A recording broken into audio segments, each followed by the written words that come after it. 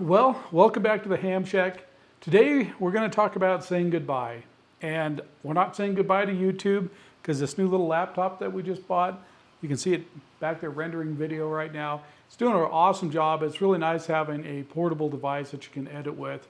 I used it this last weekend when we went to Portland to start editing this video that it's currently rendering back here. So obviously we're not saying goodbye to YouTube, but we are saying goodbye to one of these nice radios on my desk. I got the TS890 and the 7610 back here. And when I bought that 890, I had the 7610 first. I bought the 890. I think I made a remark on that video that, I'm only going to keep one of these radios. I'm going to use both of them and decide which one to keep. Well, that's been quite a long time ago, and they're both still sitting here. Well, why did I make the decision all of a sudden to get rid of one of these radios? Well, I want you to meet my new love. Oh no.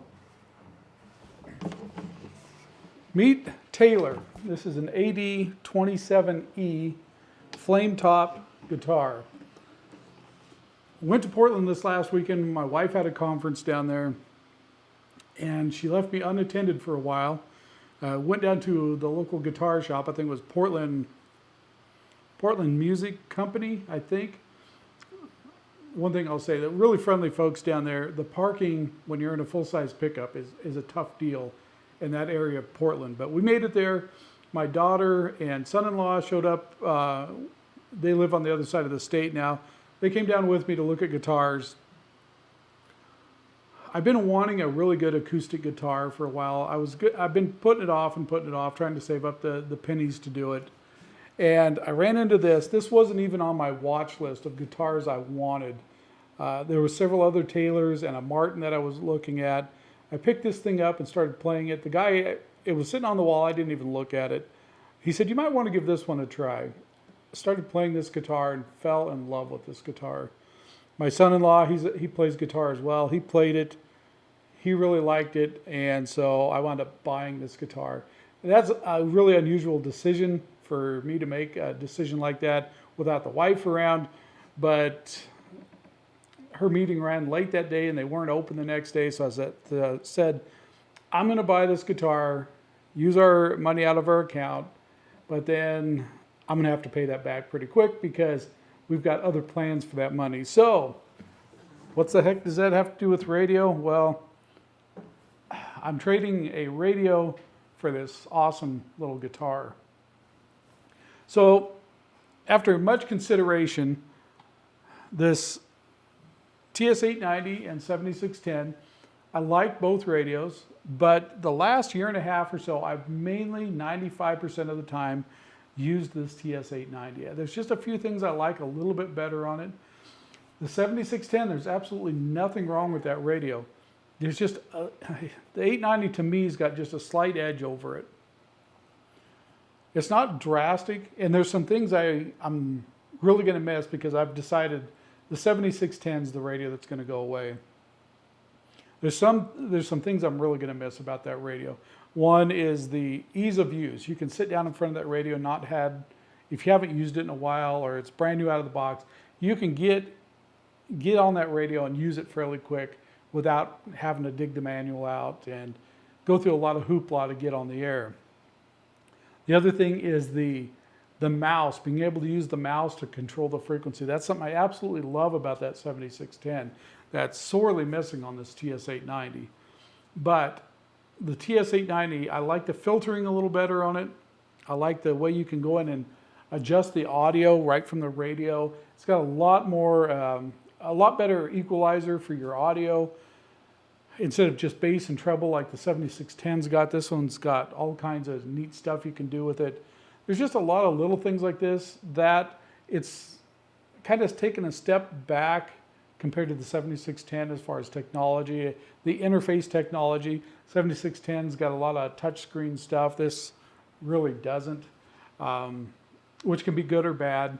I have had zero issue with the screen on the 7610. I know some people had issues with the touch screen, dimming out. This one's really hasn't given me any problems at all. So anyway,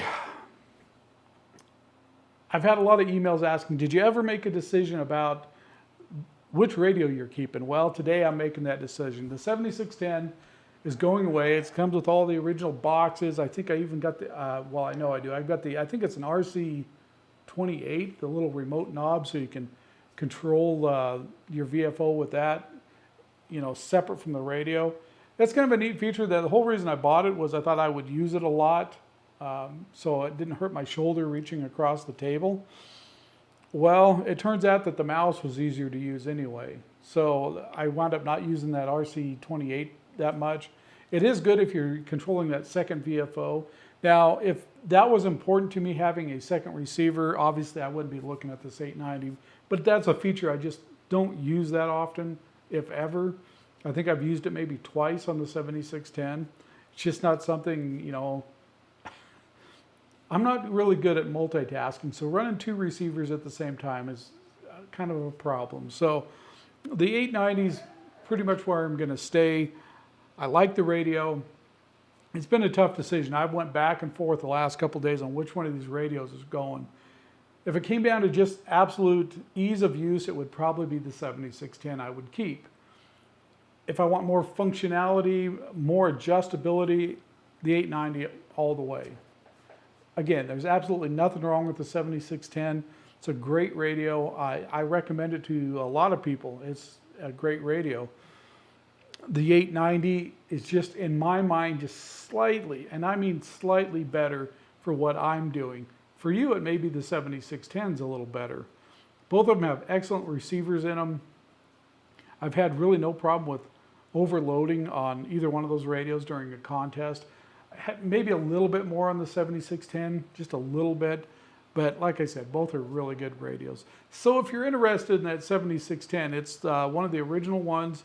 Had no issues with it. Original boxes, manuals, all that good stuff.